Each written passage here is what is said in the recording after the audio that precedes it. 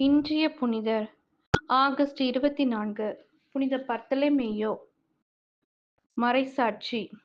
பிறப்பு முதல் நூற்றாண்டு கானா கலிலேயா.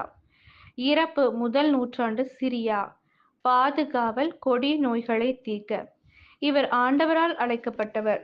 இயேசுவின் 12 சீடர்களுள் ஒருவர்.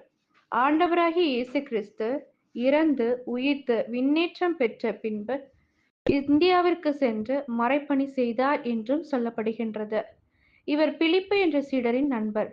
இவர் அர்மேனிய நாட்டிற்கு சென்று அங்கு விசுவாசத்தை பரப்பினார் என்றும் அதன் பிறகுதான் தலை வெட்டப்பட்டு இறந்தார் என்றும் கூறப்படுகின்றது. யோவான் நற்செய்தி 1 45 முதல் 50 பின்வரும் இறைவாக்குகள் இவரை பற்றி கூறுகின்றன. பின்பு பிலிப்பு நத்தனிலே போய் பார்த்து, இறைவாக்கினர்களும் திருச்சட்ட நூலில் மோசேயும் குறிப்பிட்டுள்ளவரை நாங்கள் கண்டோம் என்று குறிப்பிடப்படுகிறது. ஜெபம்.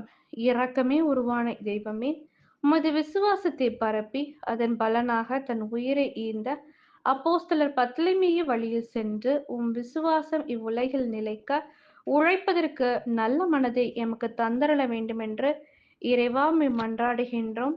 ஆமென்.